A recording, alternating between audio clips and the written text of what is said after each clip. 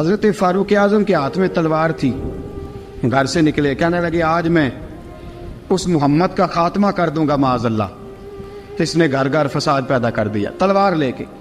ابو جہل نے نا غصہ دلایا، کہنے لگا مکے میں کوئی سورما نہیں بچا جو مصطفیٰ کو قتل کر دے معاذ اللہ، 100 سن کھوٹ ملیں گے۔ جناب عمر کہتے ہیں تلوار پکڑی، اور یہ سویر کی بات ہے، ابھی رات کو نبی پاک کعبے کا غلاف پکڑ کے کہہ رہے تھے اللہم اعز الاسلام باسلام عمر ابن خطاب، یا اللہ اسلام کو عزت دے دے، عمر کو کلمے کی توفیق دے دے۔ رات حضرت عمر کہتے ہیں دن چڑھا تو تلوار لے کے نا میں باہر نکلا، میں نے کہا آج میں چھوڑوں گا نہیں، ہر گھر میں فساد معاذ اللہ، ہر گھر میں لڑائی۔ فرماتے ہیں رستے میں حضرت ارقم بن زید مل گئے، کہنے لگے کدھر جا رہا ہے؟ میں نے کہا آج میں مصطفیٰ کو قتل کروں گا۔ کہنے لگے جا پہلے اپنے گھر کی خبر لے، تو جدھر جا رہے نا ادھر بعد میں جانا، پہلے اپنے گھر کی پہلے خبر لے۔ کہنے لگا میرے گھر کو کیا ہوا؟ کہنے لگے تیری بہن فاطمہ بنت خطاب اور تیرا بہنوئی سعید بن زید دونوں کلمہ پڑھ چکے، جا پہلے اپنے گھر کی خبر لے۔ حضرت عمر فرماتے میں گیا، بڑا غصہ آیا کہ میرے گھر میں آگ لگ گئی، میں سردار مکے کا اتنا سخت گیر آدمی، میرے گھر میں اسلام آ گئے۔ فرماتے ہیں میں نے جا کے نا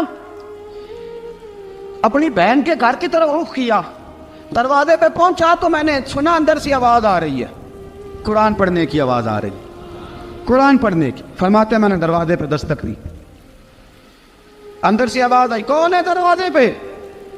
میں نے کہا عمر ابن خطاب۔ فرماتے ہیں کہ میرے بہنوئی نے کہا کہ فاطمہ تیرا بھائی بڑا سخت ہے۔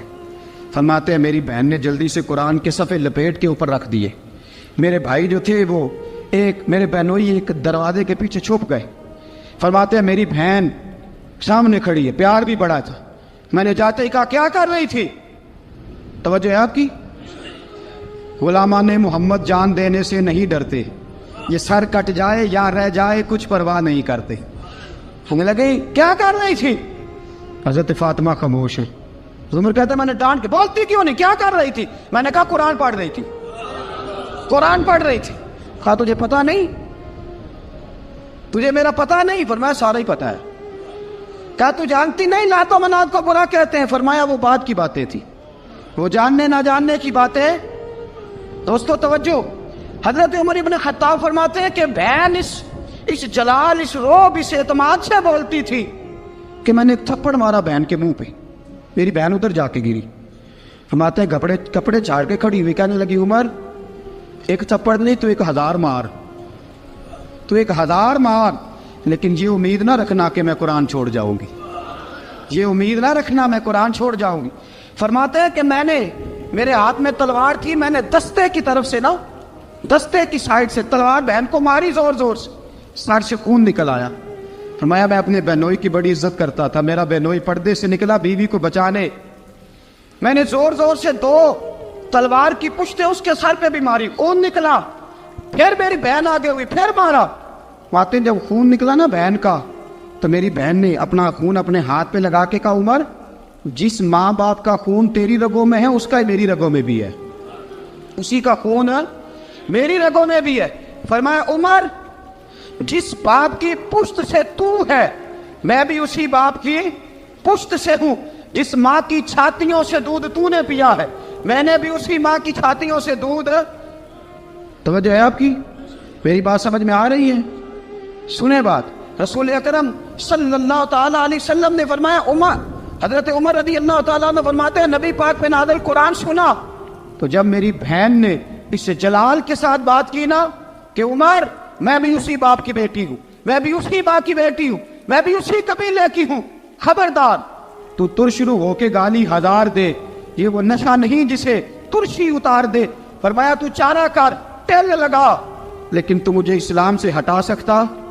حضرت عمر فرماتے ہیں بہن کا جلال دیکھا تو میں ٹھنڈا ہو گیا، بہن کا جلال دیکھا تو میں نے کہا اچھا مجھے دکھاؤ کیا پڑھ رہی تھی، مجھے دکھاؤ ذرا کیا پڑھ رہی تھی۔ فرماتے ہیں میری بہن کہنے لگی تو کافر ہے، انما المشرکون نجس، جا پہلے وضو کر کے آ، جا غسل کر کے آ، جا پہلے نئے کپڑے دھلے ہوئے پہن کے آ، پہلے تیار ہو کے آ۔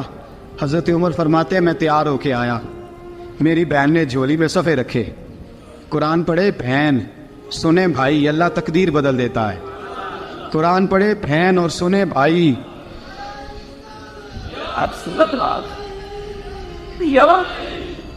قرآن پڑھے بھائی اور سنے بہن، اللہ تقدیر۔ لیکن آج بہن بھائی قرآن تو سنتے سناتے ہی نہیں نا، یہ تو رواج ختم ہو گیا نا۔ وہ قوم جو کل لڑتی تھی ننگی شمشیروں کے ساتھ، وہ آج سینما دیکھنے جاتی ہے اپنی ہمشیروں کے ساتھ۔ معاذ اللہ، نعوذ باللہ، استغفر اللہ۔ ہمارا وہ حال نہیں رہا جو تھا۔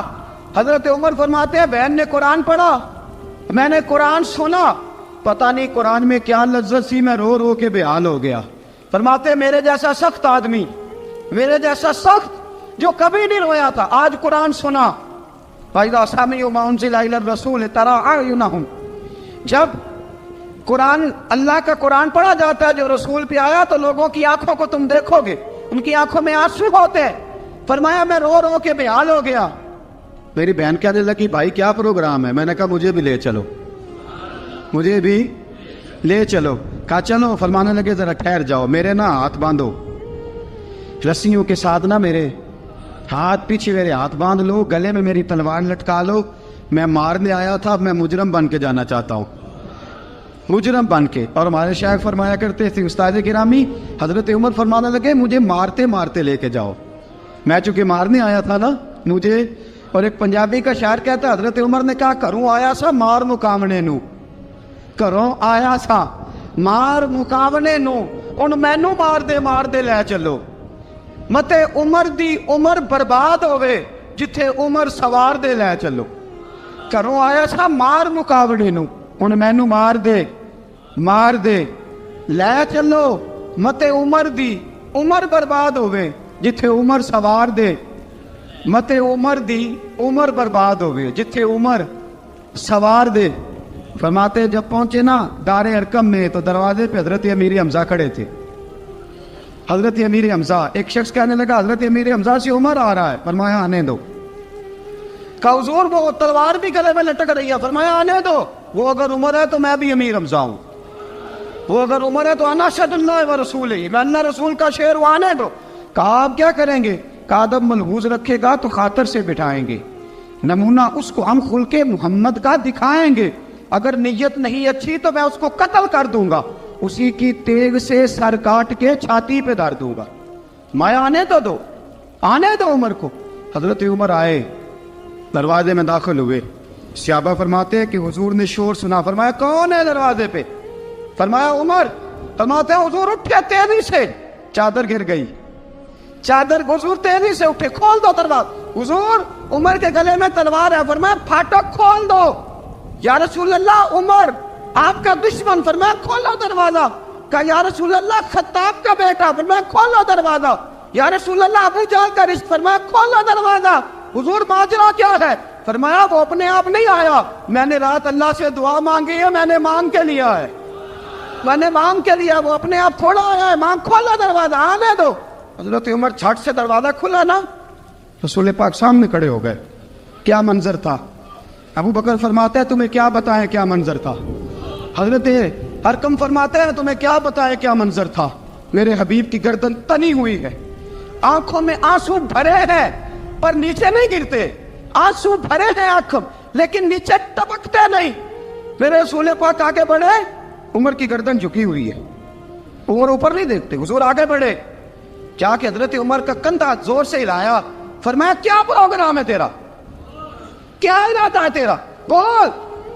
حضرت فاروق اعظم آنکھ یوں اٹھا کے کہنے لگے سونیا بس اب کلمہ پڑھنے کا ارادہ ہے، سونیا کلمہ پڑھنے کا۔ صحابہ فرماتے ہیں پتہ نہیں کیا ہوا، پتہ نہیں، حضور کا اتنا جوش ہم نے کبھی نہیں دیکھا، نبی پاک کو نعرہ لگاتے ہم نے پہلے کبھی نہیں دیکھا۔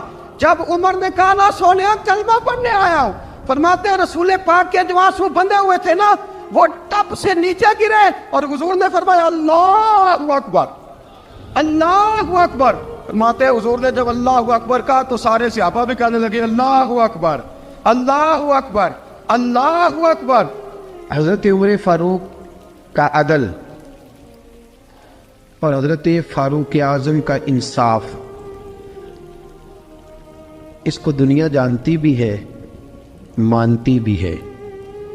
حضرت فاروق اعظم رضی اللہ تعالیٰ عنہ قاضیوں کا تقرر کرتے وقت سب سے زیادہ احتیاط کرتے تھے کہ بندہ کس قسم کا ہے، اس کا مزاج کیا ہے، معاشرے میں اس کا وقار کیسا ہے، اس حساب سے اس کو تقرر کرتے تھے قاضی کے لیے۔ اور کیا حال تھا، حضرت زید بن ثابت رضی اللہ تعالیٰ عنہ کو آپ نے قاضی مقرر کیا، بعد میں معزول کر دیا۔ کیوں آپ نے معزول کیا ہے؟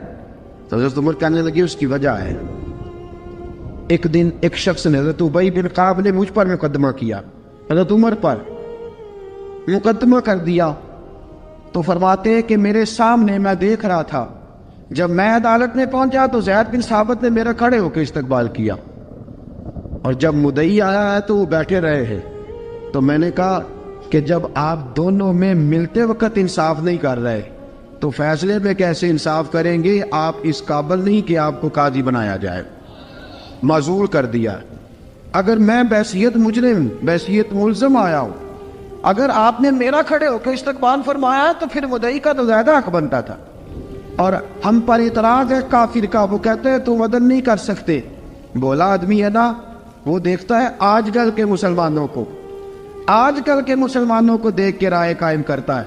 ہم اسے کہتے ہیں ہاں آج کل کے مسلمان نہ دیکھ، وہ جنہوں نے ڈائریکٹ نبی پاک کی نکاح سے فیض پایا تھا انہیں دیکھ، ڈائریکٹ جو رسول پاک کی نکاح کے فیض یافتہ تھے، عدل و انصاف سے بھر دی دنیا۔ حضرت فاروق اعظم، حضرت عمرو بن عاص مصر کے گورنر تھے، حضرت فاروق اعظم نے انہیں متعین کیا تھا۔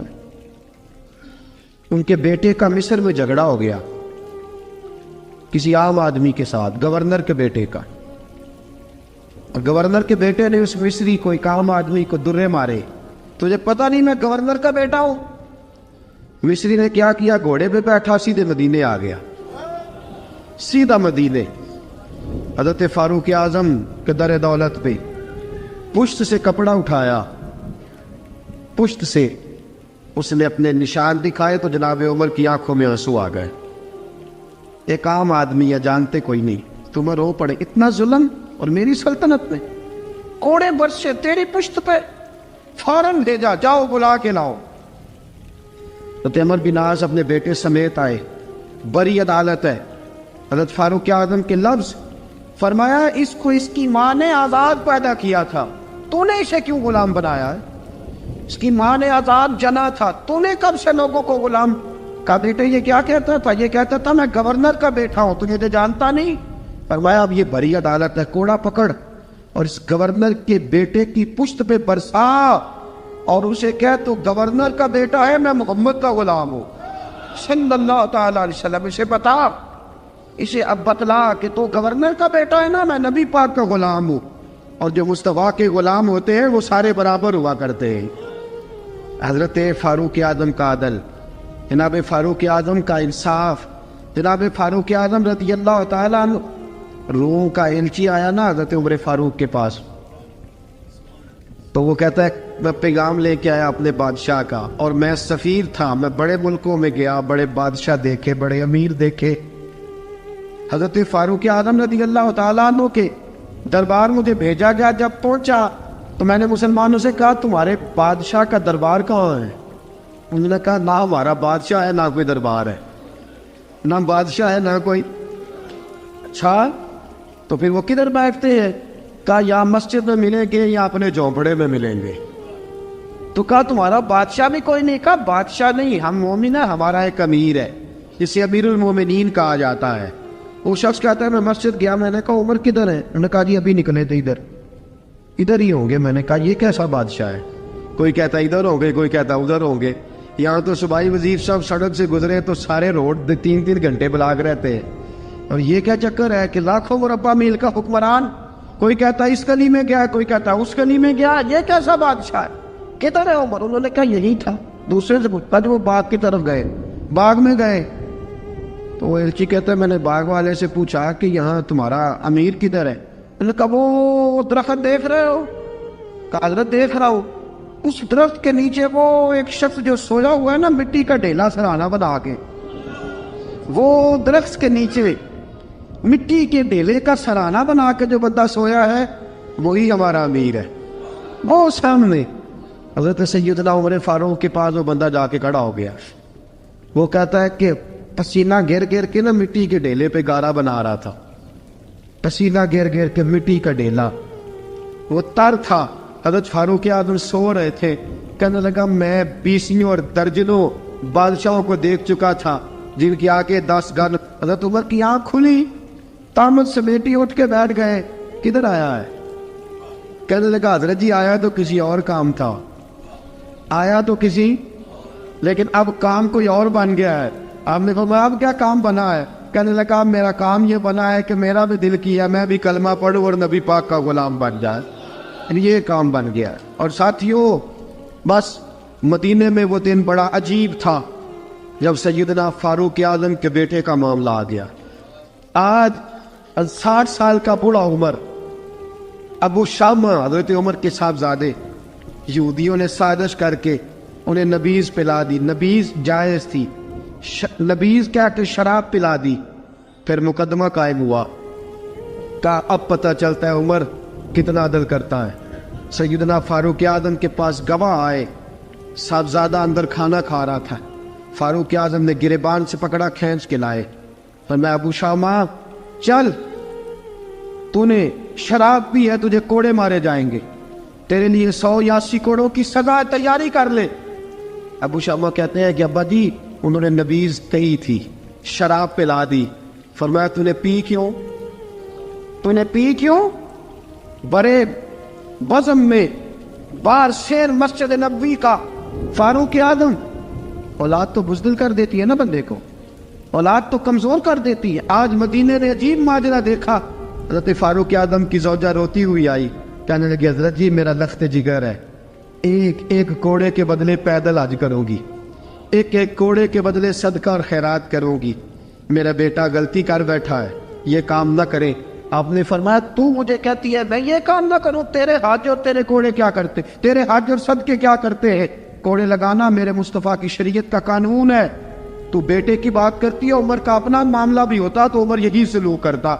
لوگوں نے کہا حضرت جی آپ تھوڑی دیر, ابھی ان کی والدہ پریشان ہے, گھر میں پریشانی ہے, ذرا ٹھہر جائے, کل پرسوں ترسوں سزا دے لیجیے گا. فرمایا تمہیں یاد نہیں جب مدینے کی ایک بی بی نے چوری کر لی تھی اور میرے مصطفیٰ کی بارگاہ میں کہا گیا تھا حضور ذرا ٹھہر جائے, سزا نہ دے, تو حضور نے فرمایا تھا اگر فاطمہ بھی چوری کرتی تو ہاتھ کاٹ دیتا. تمہیں یاد نہیں نظر مصطفیٰ کے ٹکڑے کھانے والا ہوں, میں کیوں دیر کروں؟ اس نے گناہ کرنے میں دیر کی ہے جو سزا میں دیر کروں, برساؤ کوڑے. حضرت افلا نامی غلام, حضرت جی آپ کا لخت جگر ہے. فرمایا لخت جگر نہ دیکھ, مصطفیٰ کا قانون دیکھ. میرا بیٹا نہ دیکھ, مصطفیٰ کے قانون کا قیام ضروری ہے.